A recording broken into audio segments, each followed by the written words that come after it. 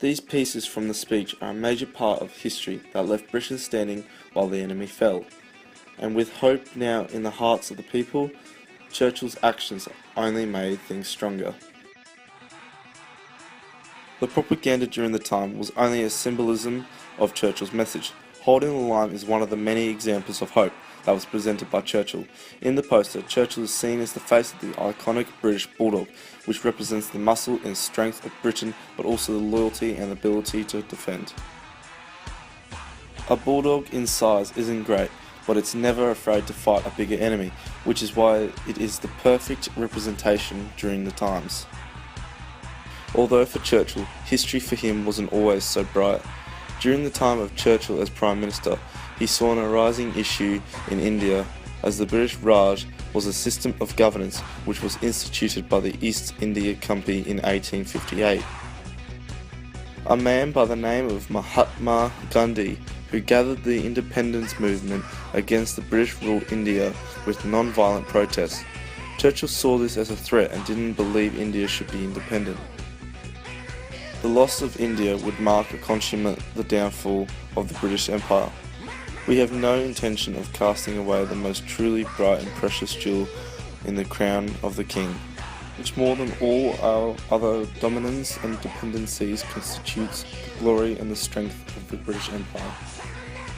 It's alarming and nauseating to see Mr. Gandhi, an India-temple lawyer, now become a seditious faker of type well known in the East, striding half naked up the steps of the Viceregal Palace, while he is organising and conducting a defiant campaign of civil disobedience.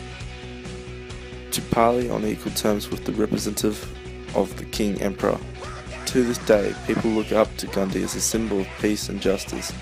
This was Churchill's darkest moment, and even though he knew India would help his country, it is seen as an act of greed by Britain.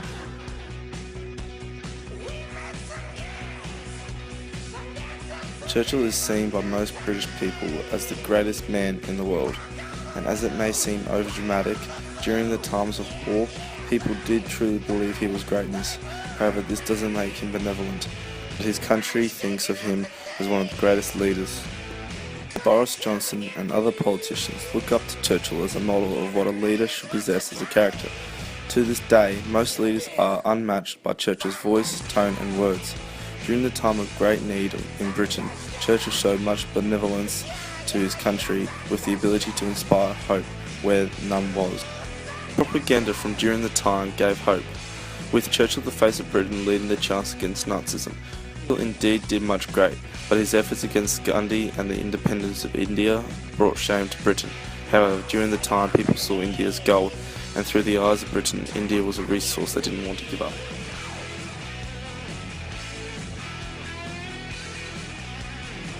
Churchill served his country for over 70 years and still to this day remains one of Britain's most polarising figures. He created history and he will be remembered as long as history is read.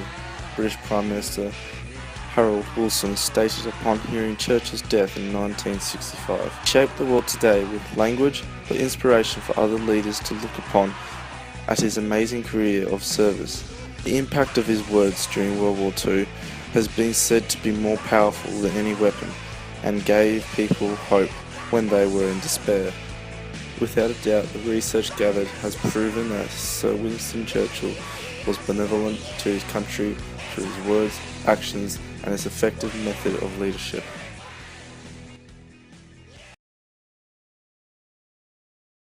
Created using Powtoon.